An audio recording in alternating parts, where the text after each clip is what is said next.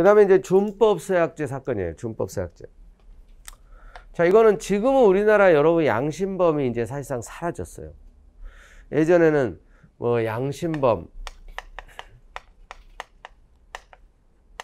또는 이제 정치범이라고도 했어요. 정치범.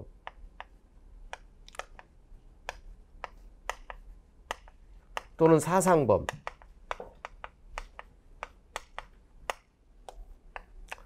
그래서 이제 뭐 양심수 가족 모임도 있고 양심수 석방운동하고 이런 거 이제 예전에 여러분 들어보셨을 거예요. 그러니까 주로 이제 국가보안법, 집시법.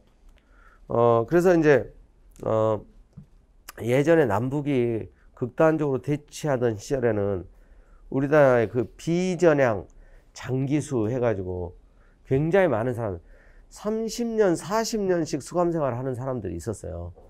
그래서 이제 예전에 이제 뭐 김선명 씨, 뭐 이인모 씨 이런 분들 김영삼 대통령 시절에 남북 정상회담 추진하면서 인도적 차원에서 다 석방을 해줬었죠.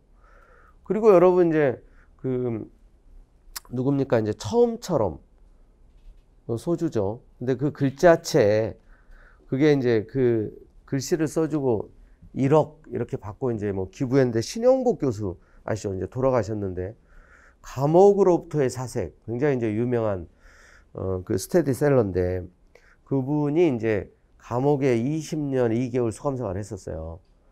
그 당시 이제 대표적인 또 이제 정치범이었었죠.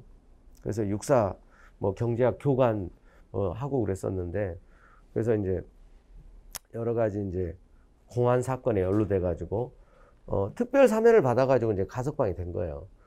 그게 그래서 이제 감옥으로부터의 사색이 감옥에서 가족들과 주고받은 편지를 모아놓은 거예요. 근데 이제 그 좁은 감방에 있으면서 그 인간의 또 인생의 어떤 깊은 또 가족들과의 관계, 성찰하고 그 글들이 이제 상당히 이제 잘 쓰여진 글이어가지고 이제 묶어서 이제 나와서 유명해졌고, 그리고 이제 또 출소해서 이제 뭐 여러 가지 동양 고전에 관한 책들도 쓰고 베스트셀러가 좀 많죠. 그러니까 이제 그런 분들도 이제 그 당시에 얘기 들어보면 이제 정치범이 많이 있던 시절이에요. 근데 또 너무 많이 오랫동안 가두고 있는 것도 국제사회로부터 인권단체로부터도 이제 좀 부담스러운 것도 있다 보니까 사상 전향 제도가 과거에 있었고요. 전향하면 풀어주는 거지, 그러니까. 그래서 최근에도 뭐 인사청문회에서 사상 전향했습니까? 뭐 이런 얘기 나와가지고 또 논란이 되고 그랬잖아요. 시대착오적이다. 그거 폐지되고 이거마저도 사실 폐지됐어요.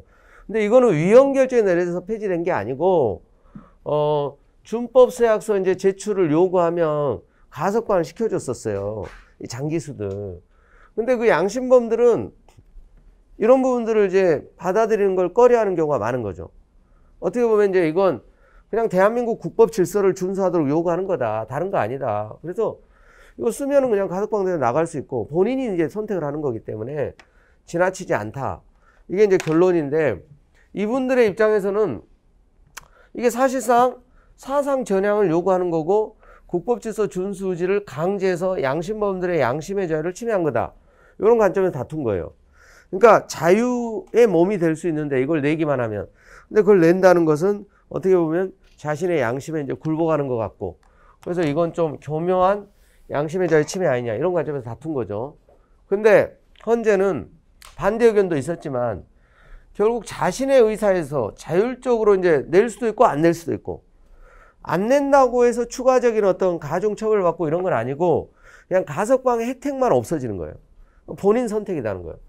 그래서 이행 강제 없고 처벌 법적 불이익 부과 등 방법에서 강제하고 있는 것도 아니므로 양심의 자유를 침해하는 건 아니다.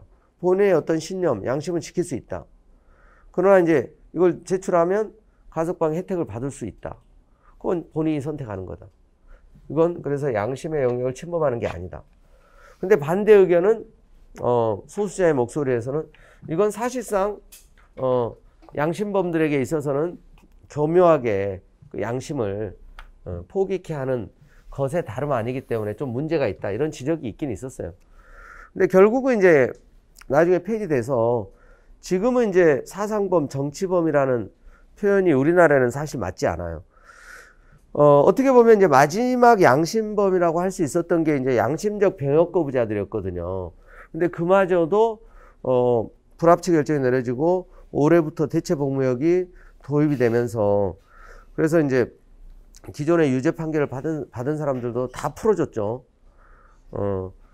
사실 이제 교도소에 그 자리도 부족해. 먹여주고 재워주고 국가 예산도. 그래서 불필요한 어떤 수감자들은 진짜 나쁜 놈들은 가둬서 벌을 줘야 되겠지만 그래서 이제 사상범, 양심범의 문제는 그래서 지금은 우리나라에서 어느 정도 이제 해결됐다고 할 수 있어요.